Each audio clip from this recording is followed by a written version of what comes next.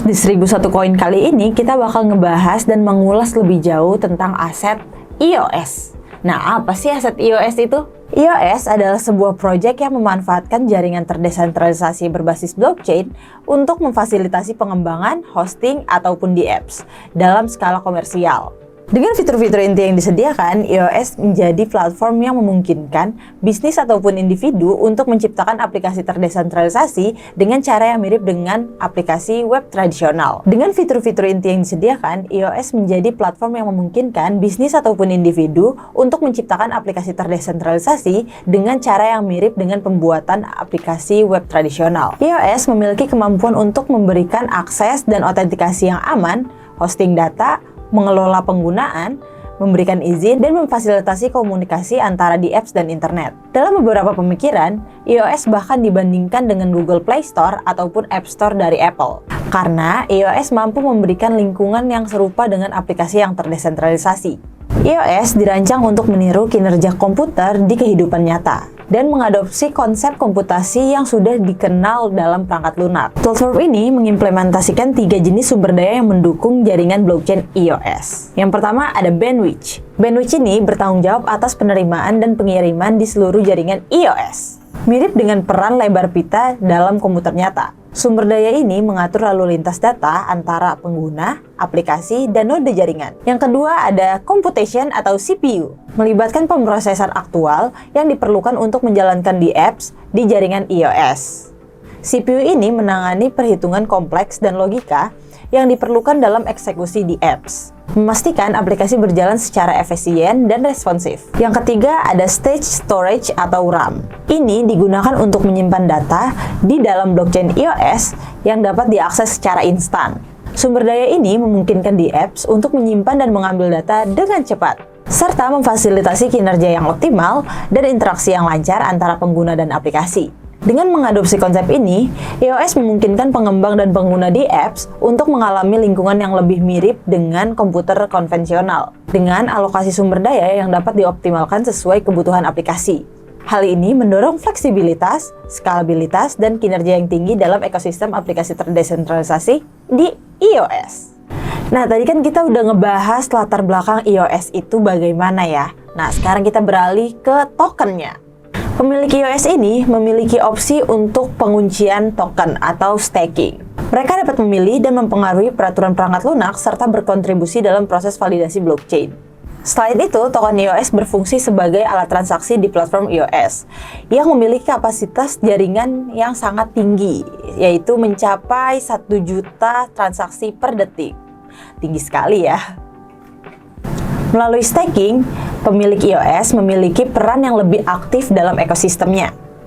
Nah, tapi siapa sih pendiri dari token EOS itu? Protokol EOS didirikan pada tahun 2017, yang dipimpin oleh Dan Lamiere dan Brandon Blumer. Dan Lamiere ini seorang yang terkenal di kalangan blockchain, karena sebelumnya ia merancang BitShare, yang merupakan pertukaran kripto terdesentralisasi pertama, dan membangun Steemit, yaitu proyek media sosial tentang kripto pertama. Dan saat ini, Lamiere juga masih menjabat sebagai CTO di Block One. Ia berperan sebagai arsitek utama di balik perangkat lunak atau software EOS. Proyek kripto EOS semakin menjanjikan melalui initial coin offering atau ICO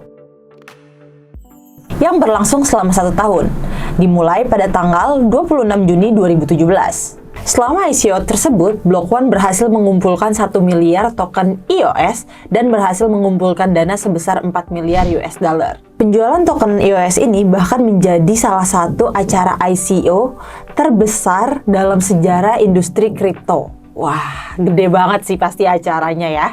Keberhasilan ICO ini tidak hanya mendukung perkembangan dan pertumbuhan platform EOS ini, tetapi juga menarik perhatian industri dan memperkuat posisi EOS sebagai salah satu proyek blockchain yang menonjol. Dengan dukungan finansial yang kuat dan kepemimpinan yang berpengalaman, EOS berupaya untuk menjadi platform yang inovatif dan berdaya saing dalam ekosistem aplikasi terdesentralisasi. Nah, terus keunggulan EOS apa? EOS merupakan aset kripto yang sangat unik karena berhasil mencangkup beberapa karakteristik penting. Yang pertama ada skalabilitas. Salah satu tantangan terbesar dalam aset kripto adalah keseimbangan antara desentralisasi dan skalabilitas. Melalui penggunaan mekanisme konsensus Delegated Proof of Stake atau DPoS, ekosistem EOS mampu memproses 1 juta transaksi per detik. Yang kedua ada fleksibilitas. Berbeda dengan Ethereum yang rentan terhadap serangan DAO, EOS berhasil menemukan solusi untuk permasalahan ini. Platform EOS memiliki kemampuan untuk menghentikan node yang memproses transaksi serupa dan melanjutkan pemrosesan transaksi baru jika permasalahan tersebut sudah selesai. Hal ini memberikan fleksibilitas dan keamanan tambahan bagi pengguna EOS. Yang ketiga ada desentralisasi. Ethereum sering disebut sebagai sumber komputer terdesentralisasi, sedangkan platform EOS dianggap sebagai sistem operasi terdesentralisasi. EOS mempertahankan karakteristik desentralisasi yang kuat, di mana keputusan-keputusan penting dalam jaringan diambil oleh pemegang token EOS melalui mekanisme DPoS. Dengan demikian, pengguna dan pengembang dapat memanfaatkan kekuatan desentralisasi dalam menjalankan aplikasi di platform EOS. Dan baru-baru ini, pada 16 Oktober 2023, baru kemarin ya, EOS merilis EOS EVM v0.6.0. Dalam peluncuran ini, EOS menjanjikan sejumlah perbaikan dan fitur baru untuk ekosistem EOS. Tapi apa sih? Apa aja sih? Yuk kita bahas. Yang pertama, mendukung revolusi DeFi. Salah satu sorotan utama dirilisnya EOS EVM v06.0 adalah fokus kuatnya pada keuangan terdesentralisasi atau DeFi. EOS bertujuan menjadi pemain utama dalam ruang DeFi dengan memperkenalkan fitur dan alat yang memperdayakan pengembang dan pengguna untuk terlibat dalam berbagai aktivitas DeFi, baik itu farming yield, penyediaan likuiditas, atau peminjaman terdesentralisasi. EOS berusaha untuk menawarkan pengalaman DeFi yang kuat. Yang kedua ada integrasi dengan USDT. EOS membuat langkah berani untuk mengintegrasikan dengan USDT, yaitu salah satu stablecoin yang paling banyak digunakan di industri kripto ini. Integrasi ini akan memfasilitasi transaksi lintas rantai dan memungkinkan pengguna berinteraksi lebih mudah dengan ekosistem EOS. Yang ketiga yaitu meningkatkan smart contract, yang bahasa lainnya adalah kontrak pintar.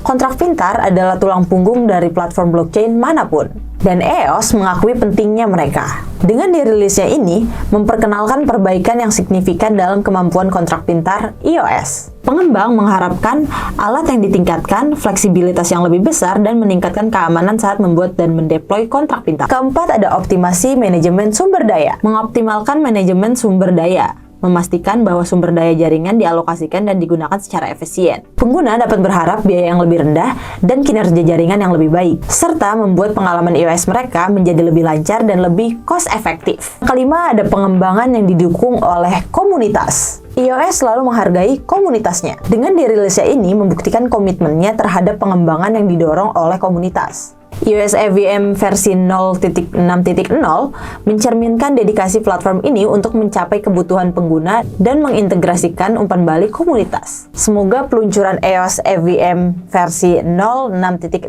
koin ini dapat berkembang dan lebih meroket lagi ya. Nah, buat teman-teman yang pengen cek harga EOS sekarang, bisa cek di digitalaction.id. Dan terima kasih sudah mendengarkan penjelasan EOS di 1001 Koin. Sampai bertemu di episode selanjutnya. Bye-bye. Tapi tunggu, jangan lupa like, komen, dan subscribe channel ini jika kalian suka channel ini. Dadah!